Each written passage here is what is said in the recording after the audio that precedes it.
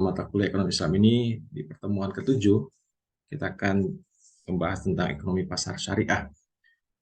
Maksudnya di sini adalah bagaimana kita melihat bahwa dalam teori ekonomi ya, di mana mekanisme pasar ya itu memang satu hal yang menjadikan ciri utama ya dalam sistem kapitalis ya. Apakah kemudian bagaimana Islam memandang tentang ekonomi pasar itu sendiri?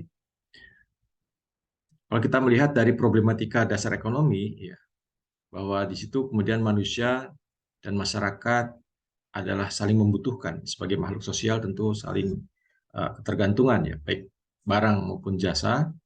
Yang kemudian kita juga pernah uh, memahami bahwa secara teoritis ya dalam rangka memenuhi kebutuhan manusia tersebut ya jadi akan sebagai problem dasar asasi dalam sistem kapitalis adalah seringkali dikatakan kebutuhan manusia tidak terbatas dan sarana pemenuhannya kebutuhan terbatas ya. Itulah yang kemudian akan melahirkan adanya kelangkaan. Akar masalah ekonomi itu adalah di sisi kelangkaannya. Tapi kita juga mengkritisi bahwa apa yang sudah kita bahas sebelumnya, antara eh, kebutuhan dan keinginan satu hal yang berbeda. Ya. Jadi kalau dalam teori kebutuhan manusia yang tidak terbatas, sebetulnya kebutuhan manusia adalah given. Ya. Tetap. Kebutuhan yang mana? Kebutuhan yang berkaitan dengan kebutuhan asasi. Ya. Kebutuhan primer, sandang, pangan, papan. Itu sudah kita bahas sebelumnya. Adapun keinginan manusia itu yang katakan tidak terbatas. Jadi needs dan wants itu satu ya kalau dalam bahasa Inggrisnya berbeda ya seperti itu. Jadi sebetulnya adalah keinginan manusia yang tidak terbatas ya bukan pada masalah kebutuhan asasi kebutuhan primer yang tidak terbatas. Nah, sehingga kalau kita melihat dari adanya 3 problem dasar ini kalau kita disampaikan di pengantar ekonomi di semester 1 ya bahwa problem fundamental ekonomi itu katanya adalah what ya kemudian why dan for whom ya what komoditi apa yang akan diproduksi berapa jumlahnya ya karena tadi dengan kelangkaan tadi maka harus ada produksi bagaimana kemudian komoditas tersebut diproduksi dan for whom untuk siapa komoditas tersebut akan diberikan gitu ya. Nah sehingga apa yang kemudian menjadikan problem dasar dari kelangkaan tadi ya adalah produksi, konsumsi dan distribusi. Sedangkan minggu kemarin kita sudah bahas ya dalam 2 kali pertemuan ya itu akar atau pilar ya dalam ekonomi Islam itu bukan pada masalah produksi, konsumsi dan distribusi, justru pada masalah kepemilikan, pengelolaan dan distribusi. Ya, jadi ini kadang produksi ya seperti apa akan jauh berbeda dengan bagaimana sistem ekonomi Islam memandang tentang kepemilikan. Ya, kepemilikan individu, kepemilikan umum dan kepemilikan negara. Ini yang tidak pernah dibahas dalam teori ekonomi konvensional. Lalu tentunya adalah mencari solusinya. Bagaimana solusinya ya? Dan kita melihat bahwa kita sedikit melihat sejarah ya lahirnya ekonomi kapitalis ini tidak lepas dari sebelum lahirnya ilmu ekonomi modern ya maka faham ekonomi adalah ekonomi merkantilisme ya apa yang dipahami dalam ekonomi merkantilisme ini di mana konsep yang kemudian disampaikan adalah memandang manusia itu memiliki sifat serakah egois ya mementingkan sendiri ya nah artinya di sini aktivitas ekonomi tidak boleh berjalan sendiri ya karena dikhawatirkan akan menimbulkan penindasan sesama manusia ya karena tadi sifat serakahnya egoisnya ya mementingkan diri sendiri dan sebagainya ya nah disitulah kemudian dalam merkantilisme ini sebetulnya bertolak belakang dengan kapitalisme ya karena justru peran negara itu harus dapat mengendalikan semua kegiatan ekonomi dalam masyarakat ya nah sehingga disitulah kemudian negara ya untuk memenuhi kebutuhan masyarakatnya, ya negara harus memproduksi berbagai macam komoditas ya untuk dilakukan ekspor. Ya gunanya untuk apa? Untuk memperoleh emas karena dulu perdagangan itu masih dalam sistem emas ya. Bahkan dolar sebelum perjanjian Bretton Woods itu di backup dengan emas. Ya. Nanti kita belajar setelah UTS ya, itu berkaitan dengan masalah sejarah uang ya. Nah kemudian mekanisme ini ternyata dalam perjalanannya ya gagal dalam upaya mensejahterakan rakyat ya bahkan semakin membuat perekonomian semakin memburuk. Ya. Inilah yang kemudian kalau kita melihat bahwa tahun 1776 ini ya itu awal dari munculnya ya teori klasik ya, Adam Smith dalam bukunya The Wealth of Nation ya, itu yang kemudian ya mungkin nanti kalau diperlukan ya bisa cari tuh e-booknya ya, sangat tebal ya, tapi memang di era 1776 aja ya sudah ada konsep ekonomi yang ya apa ya, mengkritik lah ya paham merkantilisme tadi ya. Ya ini makanya buku ini mengkritik pada dasar tentang merkantilisme ya, bahwa pemahaman apa yang dalam paham merkantilisme memandang manusia memiliki sifat serakah egoisme ini yang harus dikendalikan oleh negara itu adalah satu hal yang keliru atau yang salah ya. Justru yang kemudian dilakukan ya sikap serakah egois itu tidak boleh ditekan ya dan tidak boleh dikendalikan. Justru bukan bersifat negatif katanya. Ini akan memberikan nilai positif. Kenapa? Orang dengan ya katakanlah serakah keinginan dan ya istilahnya apa ya, keinginan untuk apa kalau menguasai dan sebagainya itu justru akan mendorong orang ya untuk bekerja, untuk mendorong kemudian lebih giat berusaha gitu ya. Sehingga diharapkan akan dapat memacu pertumbuhan ekonomi dan pada akhirnya pembangunan secara keseluruhan. Ya. Jadi tadi ya pandangan merkantilisme yang sifat egoisme atau kemudian kepentingan sendiri itu justru tidak akan mendatangkan kerugian dan kerusakan selama ya diberikan ranah ya persaingan bebas. Jadi mereka akan bersaing ya, bukan kemudian saling apa namanya apa istilahnya uh, melemahkan dan sebagainya. Ya. Nah sehingga kalau kemudian adanya perdagangan bebas ini ya dalam jangka panjang ya, ya tentu ketika terjadi keseimbangan pasar ya, makanya disebut dengan harga pasar ya. Mungkin secara teorinya kita bisa lihat ada equilibrium ya, di mana harga dengan permintaan dan penawaran ya, maka harga itu sendiri akan ada di pasar keseimbangannya, di harga keseimbangannya, di harga pasar. Ya. Ya. Nah, mungkin kita pernah mendengar dalam teori klasik Adam Smith itu ada invisible hand. Ya, ada invisible hand, tangan tak nampak. Ya. Siapa itu sebetulnya? Ya, ada sebagian adalah tangan Tuhan, ada yang mengatakan itulah mekanisme pasar. Ya. Pokoknya negara tidak boleh berperan, biarkan mekanisme pasar itu berjalan dengan sendirinya. Sehingga nanti ada hal-hal yang tidak nampak itu akan mengarah pada keseimbangan secara alami begitu. Ya. Ini yang memang kadang menjadi apa perdebatan ya, tapi itulah yang ada pada saat itu. Jadi sekali lagi bahwa kita seolah hidup pada masanya ya, sehingga kenapa itu muncul ya konsep the invisible hand.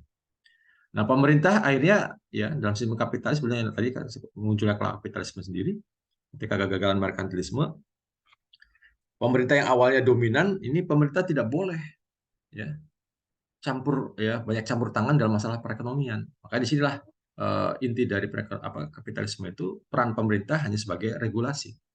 Ya. Ya. Jika banyak campur tangan, ya maka harga atau pasar akan mendapatkan distorsi. Ya.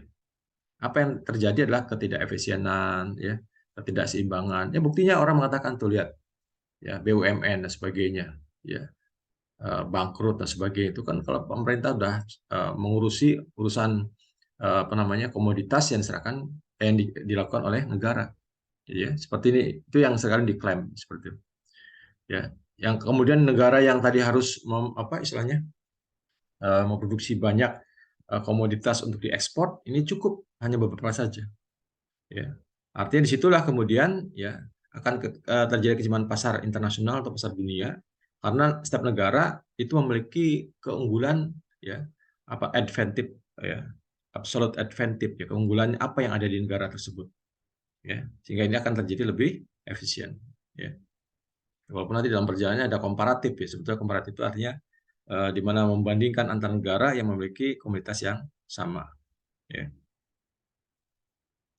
Nah jika kemudian mekanisme pasar ini berjalan bebas ya maka tentu tiga masalah ekonomi itu ya apa yang diproduksi ya bagaimana produksi kemudian apa untuk siapa ya kemudian masalah produksi kemudian masalah distribusi itu ya dengan sendiri terselesaikan secara alami ya jadi ini yang tadi mampu menyelesaikan apa kalau ini diserahkan ke pasar nggak usah turut campur pemerintah bagaimana produksi biarkan mereka yang melakukan ya dan bagi untuk siapa terserah gitu kan gitu ya.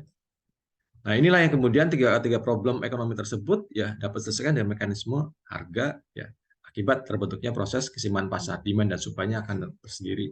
Ya, jadi ini yang kemudian mereka mengklaim bahwa mekanisme pasar bebas ini mampu menyelesaikan masalah produksi, masalah konsumsi, dan masalah distribusi secara sekaligus. Ya, problem apa yang disebut dengan scarcity dan sebagainya. Jadi ini satu pandangan kapitalisme ketika melihat kegagalan dari sisi paham merkantilisme yang faktanya negara dominan. Maka negara-negara kapitalis tentu apa yang kita lihat saat ini itu peran negara hanya sebagai regulasi. Ya, semuanya diserahkan pada mekanisme pasar atau mungkin swasta yang lebih dominan. Ya. Jadi kita bisa lihat seperti Amerika, ya itu bank sentral itu bukan punya pemerintah. Ya, ya ini yang sangat unik ya. Atau industri ya dan sebagainya. Ya. Baik, saudara sekalian, artinya disitulah kekuatan mekanisme pasar ya dalam upaya secara teoritis ya akan terjadinya equilibrium, ya, keseimbangan ya ataupun ada pergeseran kurva atau mungkin nanti mana yang lebih kuat akan menggeser mana atau sepanjang kurva permintaan dan sebagainya ya pada dasarnya nanti akan kembali kepada keseimbangan awal. Itu kan teori-teori yang sering kita dapatkan. Ya. Jadi artinya dalam masalah posisi keseimbangan ini, keseimbangan tadi ya kegiatan produksi secara otomatis akan menciptakan daya beli. Ya. Karena ada demand supply dan sebagainya. Ya. Ya. Untuk apa kemudian barang digunakan, ya apa barang diproduksi ya tentu dia akan lihat pangsa pasar siapa yang akan dituju. Nah, sehingga disitulah kemudian ya kita mengenal dalam teorinya adalah faktor-faktor produksi ya yang menghasilkan adanya upah ya dari tenaga kerja ya suku bunga dari kemudian kita menyimpan dana ya rent ya sewa dan sebagainya ketika kita punya aset-aset barang-barang produksi ya. Jadi faktor produksi inilah yang kemudian dibelanjakan untuk membeli barang-barang yang dihasilkan oleh perusahaan. Jadi nanti ada rumah tangga konsumen, ada rumah tangga produsen kan ya. Ini yang kemudian dalam hukum Say ya itu mengatakan supply creates its own demand ya. Jadi penawaran akan menciptakan permintaannya dengan sendiri. Ya, ini konsep yang menjadikan apa ya mazhab ya dalam teori ekonomi klasik. Ya. Nah ini barangkali ya yang di awal pengantar ekonomi kita berikan ada rumah tangga rumah tangga konsumen, rumah tangga produsen ya. Jadi antar rumah tangga konsumen produsen ini di mana rumah tangga konsumen apa namanya konsumen ini memiliki faktor-faktor produksi ya, yaitu lahan, kerja ya, atau memiliki uang dan sebagainya. Ya, kemudian dikompensasi bagaimana perusahaan menciptakan barang ya. Nah, maka barang ini dibeli kan oleh rumah tangga konsumen ya. Kemudian tentu dari barang yang dibeli rumah tangga konsumen ini akan memberikan keuntungan bagi perusahaan. Ini baru dua sektor ya yang sangat sederhana. Makanya dia disebut dengan model ekonomi. Ya, nah ini ya nanti akan melahirkan ya dianggap sama ya antara laba, upah, sewa dan bunga seperti ini. Karena ini adalah hasil-hasil yang didapatkan oleh perusahaan ataupun yang kemudian dilakukan oleh rumah tangga konsumen. Ya. Jadi dengan sendirinya kalau ini kemudian pada pasar bebas ya akan menjadi pasar keuangan karena nanti orang yang kelebihan dana itu mau kemana gitu ya maka disimpanlah yang kemudian disebut dengan munculnya pasar keuangan dalam lembaga perbankan ya. Jadi lembaga perbankan kan intermediasi antara rumah tangga konsumen yang memiliki apa istilahnya dana berlebih masuk kepada lembaga perbankan dan akan dipinjamkan kepada ya orang atau perusahaan yang membutuhkan. Ya, maka ini yang diberikan bunga apa namanya tabungan ya, ini yang kemudian diberikan bunga pinjaman ya. Itulah yang keuntungan didapatkan oleh lembaga perbankan adalah selisih bunga pinjaman dengan bunga tabungan yang buat spread ya, selisihnya di situ. Nah, seiring dengan perkembangan zaman ya atau peradaban, maka tidak cukup di lembaga perbankan ya dari sisi bahwa ini merupakan aktivitas bisnis ya. Ya, artinya kan ini kan lembaga perbankan juga menjadikan aktivitas yang menjembatani rumah tangga konsumen dan produsen, tapi dia juga memiliki keuntungan kan. Maka muncullah apa yang disebut dengan pasar modal, ya, pasar keuangan. Ya, kita kenal ya apa namanya istilahnya yang kemudian berkembang. Ya, di sini kita lihat ya pasar sekunder ini artinya disitulah adanya penjualan obligasi, ya, penjualan saham, ya, dan sebagainya ya di bursa saham gitu ya. Ya, itu kalau kita melihat bahwa eh, kemunculan dari pasar modal sendiri merupakan bagian dari rekomendasi dari Bank Dunia dan IMF. Artinya apa? Saya masih ingat betul, bagi negara berkembang yang ingin diberikan bantuan, maka syaratnya dia harus membuka pasar modal. Ya, maka dulu ada eh, bursa saham Jakarta, ya, bursa efek ya, Mas, dulu namanya, BEDS dan BES ya, hanya dua.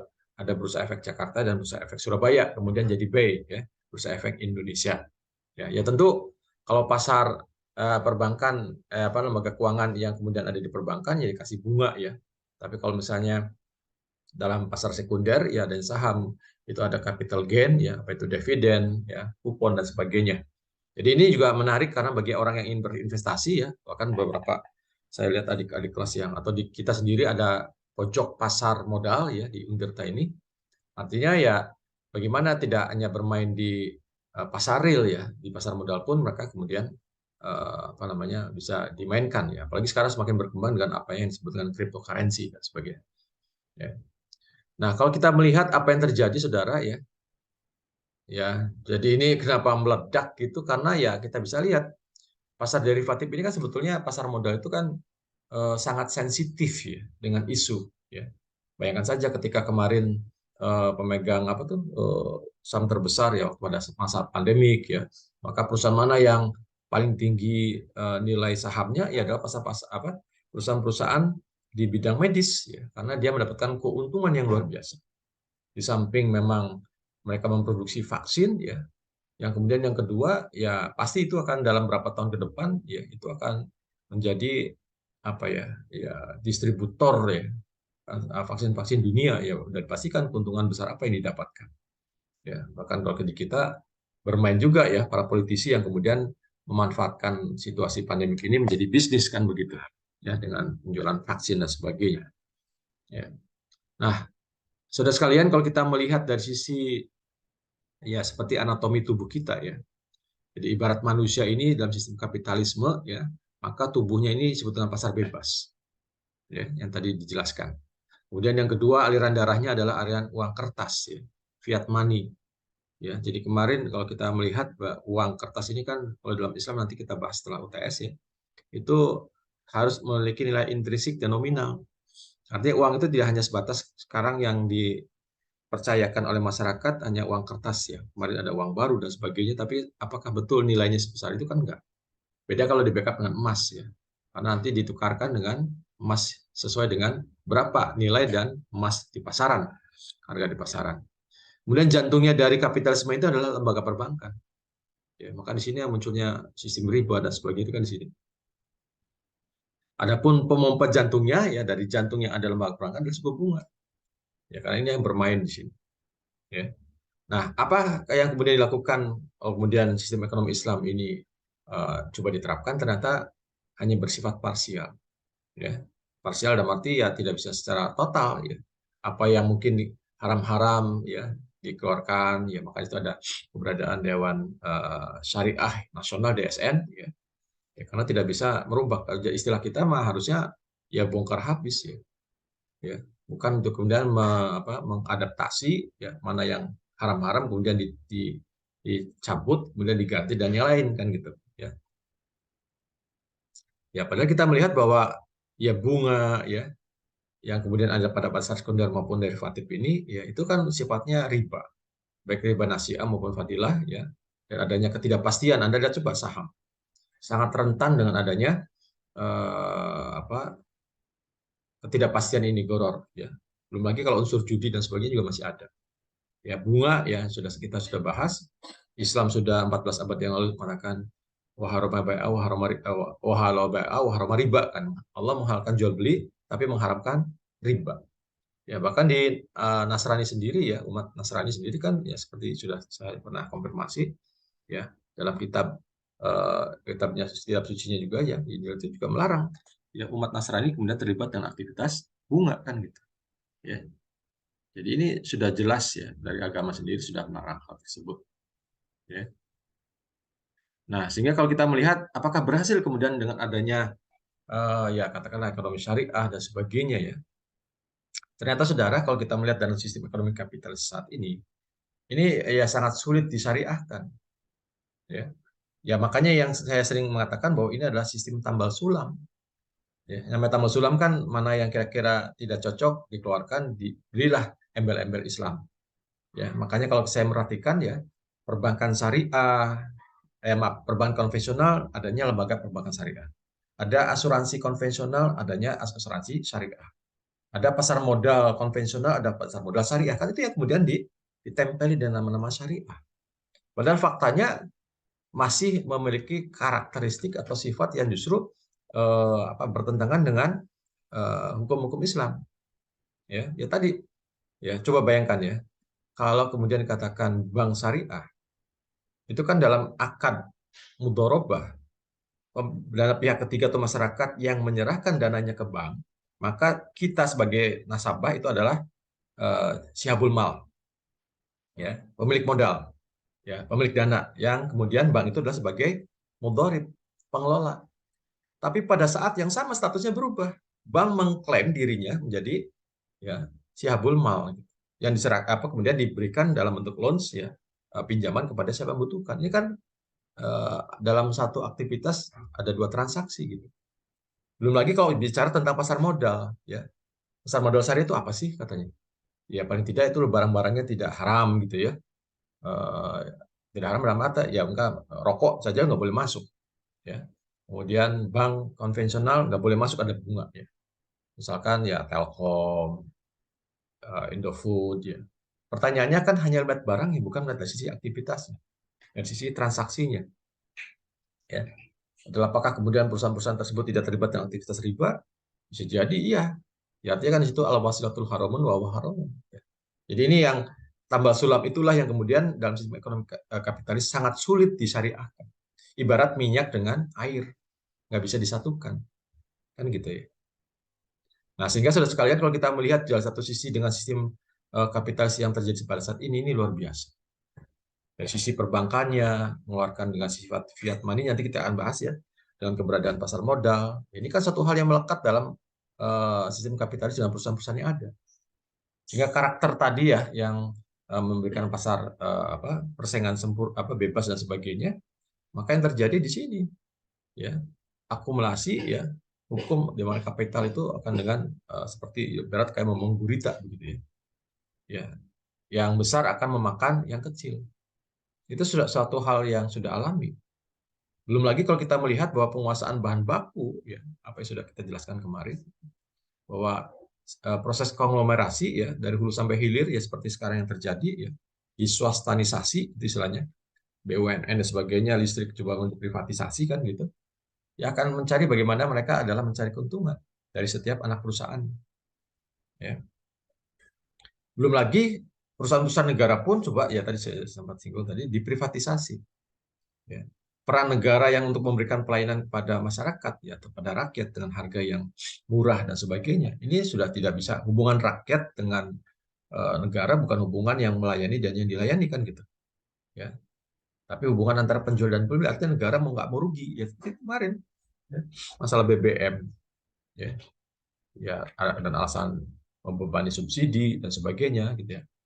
Ya dan sebagainya sehingga ya bagaimana pemerintah harus ya ini kan tidak lepas dari undang-undang minerba ya, masuknya perusahaan-perusahaan asing ya. Kalau dengan harga BBM yang masih disubsidi ini kan ya rugi dong perusahaan asing mau bermain di sektor hilir ya, hilir itu artinya di SPBU ya. Ya makanya ketika sekarang yang harga-harga yang tidak disubsidi itu kemudian ya mendekatilah tidak jauh dengan perusahaan harga-harga SPBU asing, ya masyarakat lebih baik memilih yang ke sana kan gitu ya. Ya tentu masyarakat yang mampu ya. Jadi ini satu fakta ya bagaimana sulitnya untuk kemudian apa yang kemudian kita katakan kepemilikan negara, kepemilikan umum dan sebagainya justru dikuasai oleh swasta dan asing. Dan lebih bahayanya lagi saudara adalah ketika bagaimana dalam sistem kapitalisme itu penguasa ini ya itu kemudian menjadi pengusaha ya. Makanya kemarin menarik ya di beberapa medsos akibat itu kemarin kenapa undang-undang di DPR itu selalu ya untuk kepentingan siapa walaupun mereka diklaim sebagai wakil rakyat. Buktinya apa? Ya kalau kita mendapatkan data ya, hampir lebih dari setengahnya ya anggota DPR itu adalah pengusaha. Bahkan mantan Menteri Perikanan Bu Susi ya pernah mengatakan dalam merumuskan undang-undang saja ya RUU gitu ya, rancangan undang-undang itu sudah bisa dipesan ya. Berapa berani bayar ya? Berapa kemudian ada kepentingan seperti undang-undang rokok dulu. Ya, itu kan bagaimana ya tentu undang-undang rokok harus melindungi masyarakat ya, tapi akhirnya ada beberapa hal yang dihilangkan dalam pasal itu. Ya, jadi apalagi undang-undang tentang kaitan dengan bisnis dan sebagainya ya bagaimana mereka kemudian ya kalaupun tidak disupport ya dengan keuntungan yang didapatkan dari produk yang dihasilkan ya. Bahkan kalau di barat sendiri ya itu merupakan pertarungan berani istilahnya wani piro gitu ya. Berapa yang mau dipesan dari itu yang kemudian akan memberikan keuntungan bagi pengusaha besar. Ya, apalagi dalam sistem kapitalis kan ya penguasa kemudian menjadi apa sistem politik yang saya katakan mahal ya. Jadi seorang penguasa di kita itu ya berapa apalagi menjelang pemilu ya itu sudah pasti harus menyiapkan dana besar. Mereka kan nggak punya uang, siapa yang akan menginikan? Ya pengusaha-pengusaha besar yang akan membackup. Ya. Nah kompensasinya apa? Ketika sudah jadi ya penguasa tadi maka harus kemudian memberikan ya paling tidak ya balik modal gitu ya diberikanlah ya. Jadi ini realita yang terjadi ya ketika uh, penguasa menjadi pengusaha. Ya, ini repotnya dalam sistem kapitalis ini karena apa ya? Tentu mereka mencari bagaimana hal-hal yang kemudian dalam kewenangan kebijakan bisa diberikan kepada ya makanya tidak heran ya apa hubungannya ketua apa dulu tuh ya MPR ya terlibat dalam bisnis kata BLC ya memberikan satu disposisi ekspor gula gitu ya karena dalam hitungan bisnis ya menguntungkan ya misalkan 1 juta ton ya beras di apa ditetapkan ya tapi kepada siapa perusahaan yang akan mengelola itu ya siapa yang punya kewenangan tadi. Bayangkan saudara 1 juta ton, 1 juta ton ya, 1 juta tambah 0, 3 ton itu kan 1.000 kilo ya, berarti 1 juta, 1 miliar ya. Ya, katakanlah Rp100 per kilo saja didapatkan kan kecil ya, Rp100 itu enggak seberapa ya dalam konteks ini. Tapi Anda bayangkan 1 juta ton kalikan Rp100, 100 miliar itu sudah didapatkan di tangan. Ya, jadi siapa nggak ngiler kalau ini kemudian diserahkan pada seorang itu dapat 100 miliar, ya keuntungan itu akan dibagi-bagi. Ya, makanya apa hubungannya ya ketika mereka punya kewenangan dalam kebijakan diberikan kepada siapa ya yang dekat ya. Jadi ini sudah menjadi rahasia umum ya. Bahkan ya sedikit kalau kita tahu bahwa di Banggar itu sebagian besar adalah bendahara-bendahara partai gitu ya. Ya ini tidak heran juga ya. Ya. Jadi proyek-proyek yang sifatnya nasional ya pada siapa itu ya harus ada kong kali kong juga ya. Ini kalau saya dapat cerita dari beberapa LSM dan sebagainya ya bahkan ICW juga itu sudah pada tahu ya. Karena apa? Biaya politik yang mahal, maka bagaimana membalikan itu ya serahkanlah siapa yang mendukungnya mereka untuk kemudian mereka dibagi proyek-proyeknya. Ya. Nah, ini baru di level perusahaan secara mikro ya. Belum lagi kalau kita melihat secara makronya, ya, mendunia gitu ya. Hegemoni apa kapitalisme ini di dunia itu ya, ya kita bisa melihat. Ya. Jangan dikira saudara ya keberadaan WTO dan dulu ya sekarang sebutnya ya apa itu ya ini ya dulu kan ada GATT ya perjanjian-perjanjian pasar ya dan sebagainya itu ya ini juga negara-negara yang maju yang kuat ya artinya ya ini kan aturan tapi aturan itu sebetulnya lebih menguntungkan adalah untuk siapa untuk negara-negara maju contoh ya demikian sulitnya kita mengekspor misalkan ke negara maju ya misalnya udang ya kemudian ya produk-produk ini ya harus memenuhi sertifikat apa itu intinya mah sedapat mungkin kemudian dihambat lah susah masuk sini tapi sangat ironis kemudian bagaimana dengan gampangnya mereka ya memasukkan barang mereka sekalipun barang sampah apa yang dimaksud barang sampah itu tadi kita melihat kita ini kan kadang menjadi tempat pembuangan limbah ya. Sampai namanya jeroan hewan ternak saja ya, misalnya usus, kemudian ya dalaman lah ya, itu kemudian kita terima ya. Kemudian Anda pernah mungkin mendengar limbah plastik ya. Ini pun masih laku di kita ya.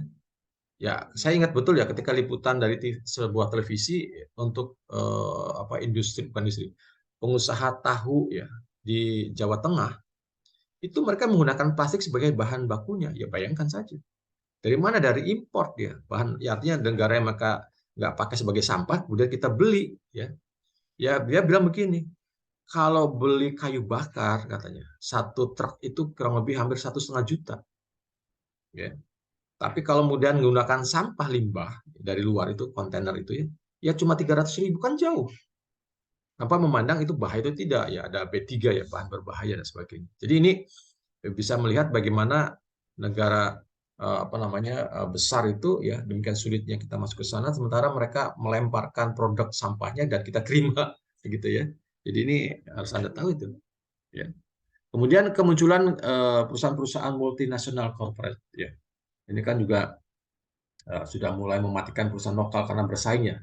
Seperti kita lihat ada apa tuh ya Careful dan sebagainya. Kemudian banyak lah. Kemudian kalau bersaing karena mereka kuat di modal, kuat di pemasaran, di jaring ya. Lama-lama ya. Kemudian ya perusahaan-perusahaan nasional atau lokal itu akan bangkrut karena tidak mampu berkompetisi ya. Nah, kemudian lagi penguasaan bahan baku lokal dengan intervensi Undang-Undang PMA. Ya. Makanya ya kemarin ya, saya menarik juga kemarin di laporan Tempo. Ada ya Omnibus Law ya, Undang-Undang Cipta Kerja ini kan seperti dipaksakan. Di Amerika saja harus membutuhkan waktu hampir 6 tahun lebih ya untuk mensosialisasikan dan bisa diterapkan. Nah di kita nggak sampai setahun sebagainya dipaksakan dan kemudian langsung jadi Perpu pengganti undang-undang.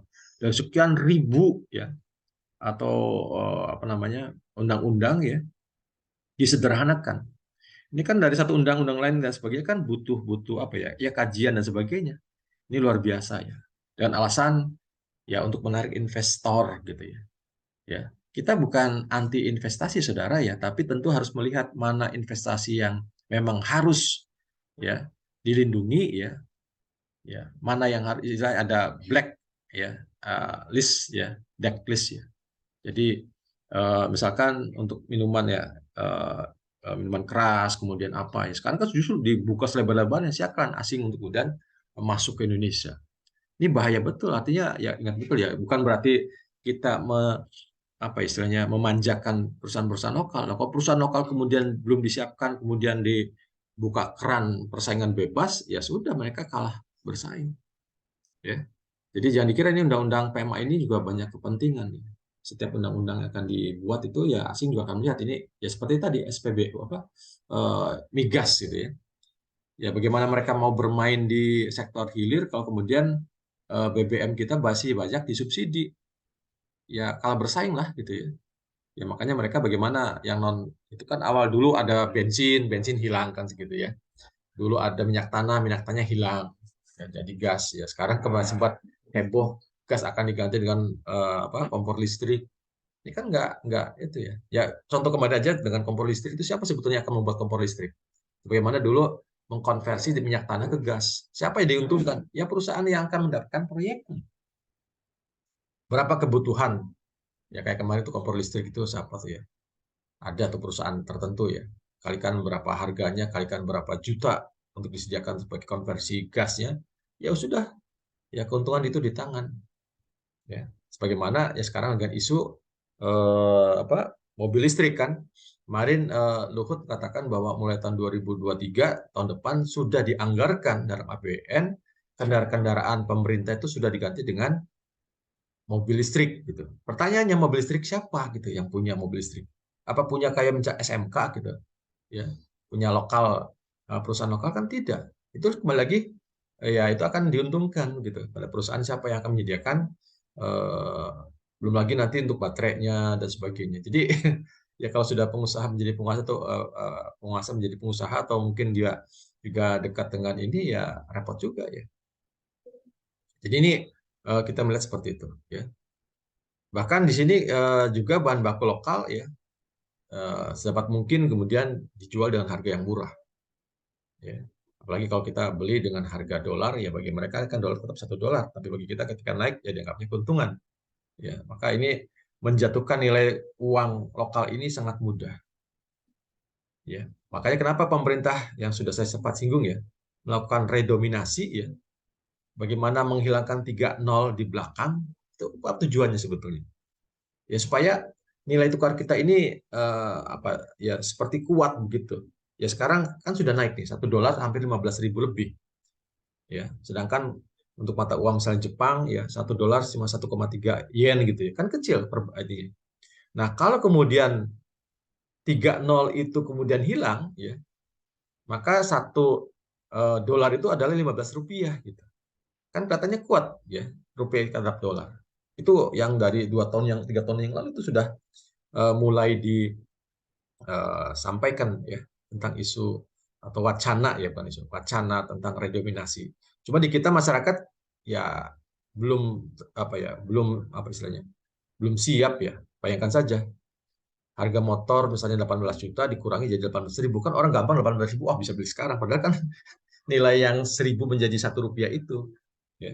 Nah, bagaimana dengan misalkan beli permen, beli bala-bala yang di bawah 1.000 apa atau harga-harga di bawah 1.000? Ya mungkin harus ada pecahan mata uang bukan dalam bentuk rupiah tapi dalam bentuk sen sebagaimana di ringgit ya. Kalau di Malaysia itu kan ada mata uang ringgitnya, ada lagi yang di bawahnya itu adalah sen dan sebagainya. Termasuk Singapura dan sebagainya. Jadi ada mata uang yang terkecil ya. Kita kan yang terkecil tuh berapa? Rp100 ya. Seperti itu. Ya, jadi ini sangat mungkin untuk bisa menjadikan nilai mata uang lokal ya. Nah, kemudian dari sisi penguasaan tenaga kerja lokal yang murah, ini yang menjadi isu yang menarik juga ya di Undang-Undang Cipta Kerja ya. Yang kemudian mendatangkan ya isunya kan kita dikhawatirkan banjir tenaga kerja asing terutama dari Cina. Ya, ya bagaimana tidak akan menimbulkan masalah saudara ya. Dengan ya kalau misalnya yang datang adalah tenaga ahli ya nggak masalah, tapi tenaga yang sama bisa kita kerjakan tapi kemudian ya itulah akibat dampak undang-undang PMA. Mereka memberikan investasinya ya kepada kita dan mereka juga ya punya punya bargaining ya, punya satu keinginan, saya sudah memberikan investasi maka saya boleh dong membawa tenaga kerja saya ke Indonesia. Ya kalau saya bilang kalau tenaga kerjanya produktif ya artinya ya tenaga ahli sih boleh saja.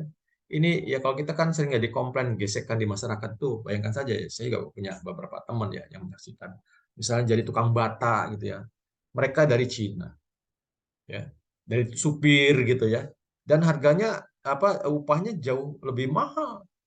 Kalau kita digaji 3 juta ya, mereka 10 juta gitu. Padahal kerjaan yang sama, jadi supir dan sebagainya. Ini kan menjadikan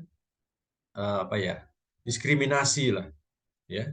Jadi ini yang kemudian kalau kita melihat ya tidak lepas bahwa PMA mereka pun mencari keuntungan ya. Mereka sudah ngasih dananya ya, mereka juga minta untuk tenaga kerjanya digunakan di sini ya. Ya terlepas lah misalnya kemarin ada isu tentang pemilu ini ya, berapa orang yang masuk ke Indonesia ya, apalagi sekarang dengan mohon maaf ya gampang untuk bisa mengganti KTP gitu ya. Ini bahaya juga dalam 2024 kemudian mereka siapkan. Ya. Jadi ini apalagi dengan liberalisasi pendidikan ya.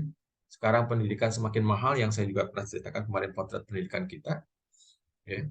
Jadi peran pemerintah semua mulai dikurangi ya. Artinya sekolah-sekolah negeri apalagi perguruan tinggi negeri itu kemudian didorong untuk mandiri gitu. Jadi artinya sekarang swasta dengan negeri tidak ada jauh bedanya. Ya. Ya itu akibatnya ya awalnya kan negeri itu kan ditujukan selain kualitas juga bisa dengan harga terjangkau. Ya, kemarin saja dengan harga 20 juta dan sebagainya itu kan siapa yang akan bisa kuliah nanti kan? Mereka yang punya uang. Kan begitu. Ya. Nah, kemudian yang ini bahayanya nih ya, yang mau tidak mau kita melihat adalah menempatkan penguasa sebagai boneka. Ya, dengan bantahan. Ini kan sudah banyak fakta ya di negara-negara berkembang. Ya. Jadi ya saya ingat betul ya bagaimana misalkan setiap tahun harus setor ya istilahnya menemui tuannya ya di Amerika dan sebagainya ya dalam bentuk sowan dan sebagainya.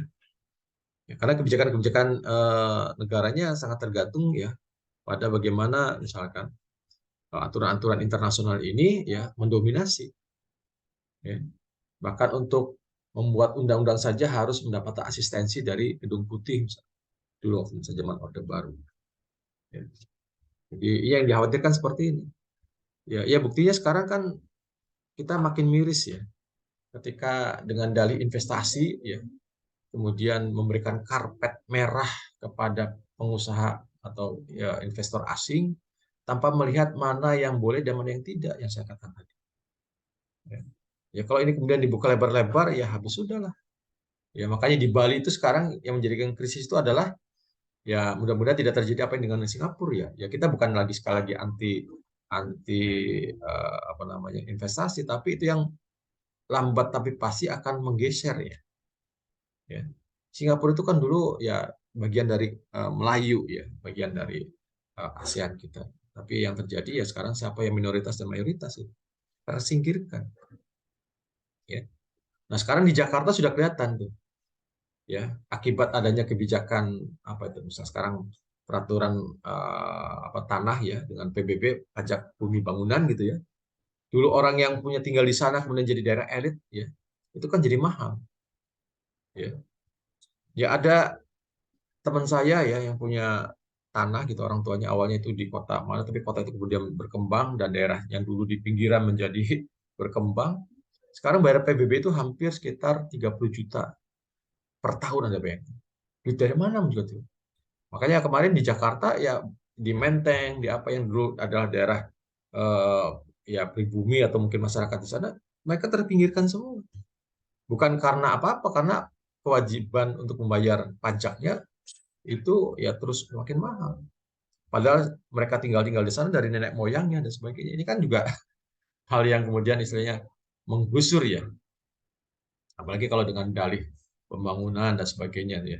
Kalau kita melihat misalnya contoh ya, kenapa dalam masalah investasi jalan tol itu kemudian pemerintah kan bertanggung jawab untuk masalah pembebasan lahan. Dan kita tahu namanya pembebasan itu selalu biasanya menggunakan harga yang lebih murah. Ya. Makanya tidak betul disebut dengan ganti rugi, ya rugilah masyarakatnya. Nah giliran tol itu udah jadi kemudian dijual.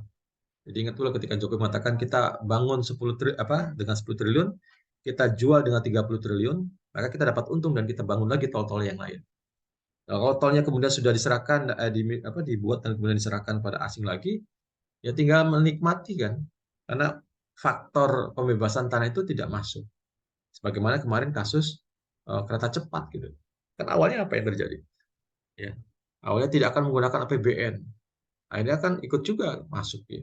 Karena dulu BUMN apa PT KI kemudian PTP sama apa yang memang kaitan dengan lahannya, kaitan dengan apa, transportasinya, ya, ya akhirnya nggak kuat ya, akhirnya minta bantuan ke APBN. Ya, padahal sebetulnya kereta api cepat Bandung itu kemudian hanya 1,5 jam, sementara kereta yang biasa bisa jadi 2,5 jam, beda selisih 1 jam ya. Ya sudah aja dimanfaatin kereta yang sudah ada gitu. Ya. Bahkan kemarin ada tol dari Jakarta ke Bandung sekarang bisa 1 jam gitu. Jadi apa manfaatnya? Ya. Jadi ini saudara sekalian ya kenapa ini perlu disampaikan kita sebagai orang ekonom pembangunan ya tidak hanya sebatas memahami teori tapi realita dari semua teori-teori ini ya apalagi melihat dari sisi politik yang sering saya juga sampaikan ekonomi tidak lepas dari politik karena kebijakan ekonomi adalah kebijakan politik ya maka ya kita bisa melihat secara global seperti apa ya hegemoni kapitalisme tingkat dunia ya baik barangkali itu ya yang bisa saya sampaikan mudah-mudahan sedikit banyak dari apa yang saya jelaskan ini membuka wawasan ya jadi ini sangat berkepentingan untuk sama-sama kita diskusikan ya ya sehingga apa yang kita dapatkan secara teori ini juga kalau realita dalam penerapan dalam kebijakan apalagi pada level sistem kapitalis dunia ya maka sangat mengerikan ya. Ya artinya disitulah kemudian negara-negara berkembang ya seperti kemarin